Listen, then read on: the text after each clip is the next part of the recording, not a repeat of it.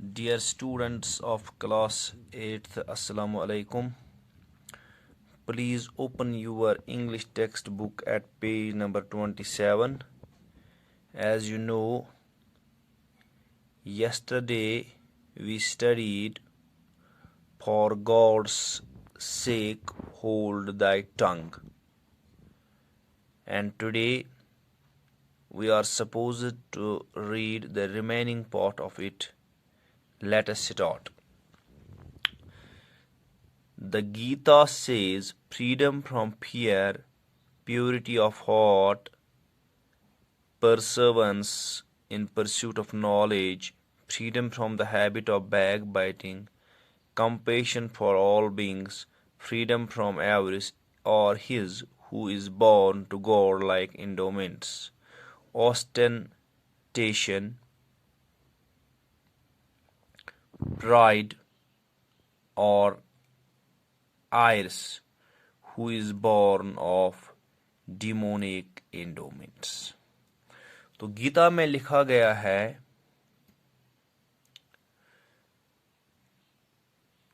ڈر سے آزادی، دل کا صاف ہونا، اور perseverance in pursuit of knowledge. Perseverance ہوا the continued effort to achieve something, کسی چیز کو حاصل کرنے کی جدوجہد کرنا.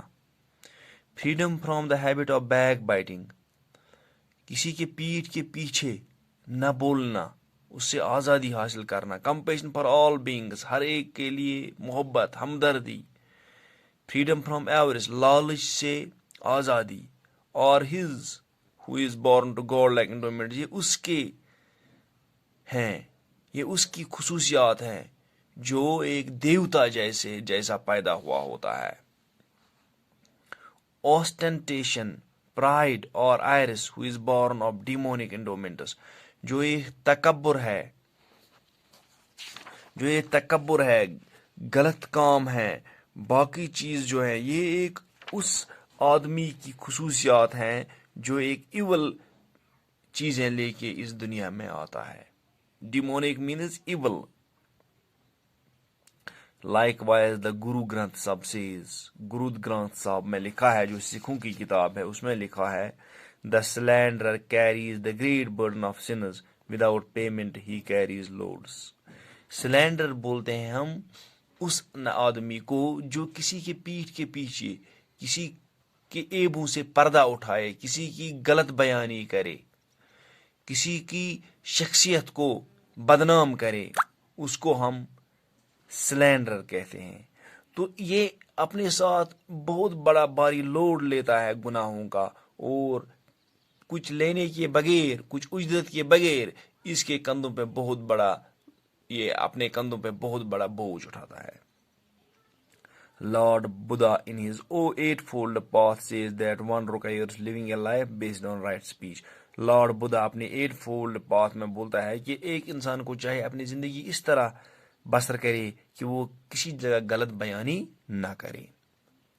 Rabbi Simon ben Gamil once said to his servant, "Go to the market and buy me some good to eat." The servant went and bought a tongue.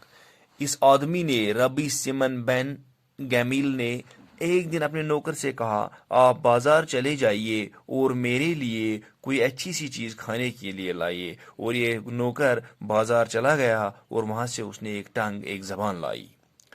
On another occasion, the Rabbi said, "Go to the market and buy me something good, something that is not good." تو کسی دوسرے موقع پہ اسی آدمی نے اپنے servant نوکر سے کہا کہ آپ مارکیٹ چلے جائیے اور میرے لیے وہاں سے کوئی چیز لائیے جو اچھی نہ ہو. The servant went and bought a tongue once again. Servant چلا گیا مارکیٹ، بازار، اور وہاں سے پھر سے اس نے یہی ایک ٹنگ، ایک زبان لائی. This time the Rabbi said to him angrily, "What does this mean? When I told you to buy something that was good, you bought a tongue. Now when told to buy something bad, you bought a tongue again."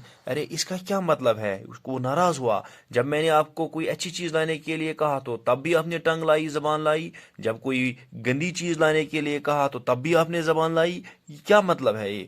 The servant replied, "From the tongue tissues the good and also from the tongue The servant replied, From the tongue issues the good and also the bad. There is nothing better than a good tongue and nothing worse than an evil one. تو servant نے کہا زبان سے بھی اچھی چیزیں بھی نکلتی ہیں، گندی چیزیں بھی نکلتی ہیں، تو دنیا میں کوئی اچھی چیز زبان سے نہیں ہے۔ اگر انسان کو زبان کا استعمال کرنا آئے تو پھر دنیا میں اس سے بڑھ کر کوئی چیز نہیں ہے، لیکن اگر انسان یہی زبان غلط استعمال کرے تو اس سے پھر اس سے گندا چیز بھی دنیا میں کوئی نہیں ہے، اس سے برا چیز بھی دنیا میں کوئی نہیں ہے۔ یہ زبان جو ہے یہ دوسروں کے لیے یہ اگر استعمال کرنا آئے تو دوسرے جو باقی لوگ ہیں ان کے لیے پھر یہ کوئی ایزا رساں چیز نہیں بن جاتی ہے، لیکن اگر یہی زبان غلط استعمال کی جاتی ہے تو دوسرے لوگوں کو بہت تکلیف بھی پہنچ سکتی ہے۔ اس لیے زبان ایک اچھی چیز بھی ہے، ایک گندی چیز بھی ہے، لیکن یہ ایک انسان کے حد اختیار میں ہے کہ آیا وہ اس زبان کو کس طرح استعمال کرتا ہے۔ Soon after the incident, the Rabbi invited his disciples to a meal at which both soft and hard tongues were served. تو پھر اس کے بعد ہی ربی نے اپنے ڈسائپل ہوا، اپنے اس کے جو فالوورز تھے، اس کے جو مرید تھے، ان کو بلایا کھانے پہ اور ان کو نرم اور ہارڈ ٹنگ بھی کھانے کو دی گئی۔ The disciples ate the soft ones and left the hard ones untouched. جو اس کے فالوور تھے، اس کے مرید تھے، انہوں نے نرم زبان کھائی، لیکن جو وہ ہارڈ تھی اس کو انہوں نے ٹچ بھی نہیں کیا۔ Noticing this, the Rabbi said to his disciples, As you chose the soft tongue and reject the hard ones, so also use only a soft tongue in your conversation with one another.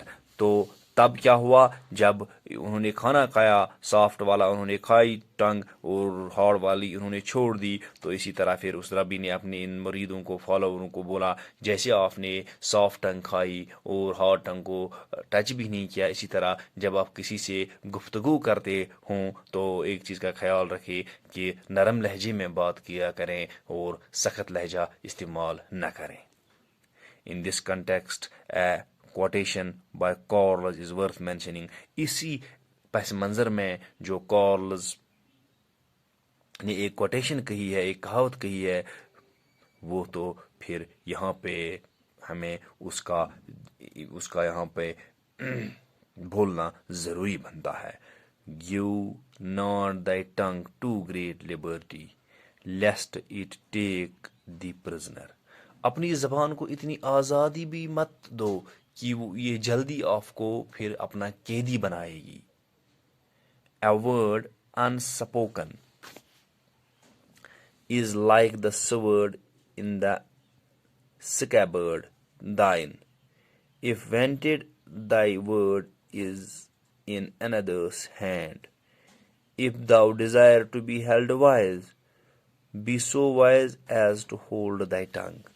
جو آپ کا یہ word ہے، جو آپ نے ابھی نہیں بولا ہے، یہ ایک سورڈ ہے جو اس وقت بالکل محفوظ ہے، یہ اپنے اس کیس میں ہے۔ جب آپ اس کو باہر نکالو گے، اگر آپ نے اس کو کیا کیا، جب آپ کا جو ورڈ الفاظ ہیں جب تک وہ آپ ہی تک محدود ہیں تو یہ ایک ایسی سورڈ ہے جو بالکل پروٹیکٹڈ ہے، جس سے کسی کو نقصان نہیں ہے۔ لیکن ایونٹڈ اگر آپ نے بول دیا thy word is another's hand، تو پھر یہاں پہ یہ thy sword ہونا چاہیے، thy sword is in another's hand، اور یہ پھر آپ کی جو یہ تلوار ہے یہ دوسرے کے ہاتھ میں آ جاتی ہے۔ If thou desire to be held wise، اگر آپ چاہتے ہو کہ آپ کو لوگ دانا سمجھیں، be so wise as to hold thy tongue، پھر دانا ایسے آپ بن سکتے ہو کہ پہلے اپنی زبان کو لگام لگاؤ، اپنی زبان کو کس لو، اپنی زبان کا استعمال کرنا سیکھو، کیونکہ زبان سے ہی ہمیں پتہ چلتا ہے کہ اس انسان کے اوقات کیا ہیں. جب ایک انسان زبان کھولتا ہے تو یہ پتہ چلتا ہے آیا یہ زبان سے زہر اگلتا ہے یا موتی اگلتا ہے. جو انسان اپنی زبان کا استعمال کرنا جانتا ہو، سب لوگ کہتے ہیں کہ ہم اسی کے چرنوں میں بیٹھے، اسی کے سامنے بیٹھیں اور وہاں پہ اس سے کچھ سیکھیں. لیکن جو انسان زبان کا استعمال کرنا نہ جانتا ہو، اس سے سب لوگ دور بھاگتے ہیں یہ کہہ کے کہ اس کی زبان سے آگ اگلتا ہے، زہر اگلتا ہے. One should as such always remember this important lesson so that we may refrain from the malice of scandal mongering and backbiting. تو ہمیں ہمیشہ یہ سبق یاد رکھنا چاہیے تاکہ ہم پیٹھ کے پیچھے بات کرنے سے احتیاط کریں، کسی کے عیبوں سے پردہ اٹھانے سے احتیاط کریں، کیونکہ یہ گناہ کبیرہ ہے. Moreover, we should always recite this important prayer. اور ہمیں ہمیشہ یہ دعا مانگنی چاہیے. My God, guard my tongue from evil and my lips from speaking deceit. میرے خدا میری جو یہ زبان ہے اس کی حفاظت کریے غلط بولنے سے، اور میرے جو ہونٹ ہیں ان کو غلط بولنے سے، دھوکہ دینے سے، غلط لفظ بولنے سے بچائیں. Be my soul silent to those who reproach me. میرا جو یہ سول ہے، میرا جو یہ روح ہے، میری جو روح ہے یہ خاموش رہے ان کو جواب دینے سے جو مجھے کرٹیسائز کرتے ہیں، جو مجھے تنقید کرتے ہیں. Be my soul humble to all as the dust. میرا جو روح ہے یہ ہر ایک کے لیے ہمبل بن جائے، اچھا بن جائے، بالکل گرد کی طرح جو ہر جگہ بیٹھتا ہے، اور مجھے تکبر سے، مجھے پرائڈ سے، مجھے جیلسی سے بچائے. وما علینا الا البلاغ. Thank you very much.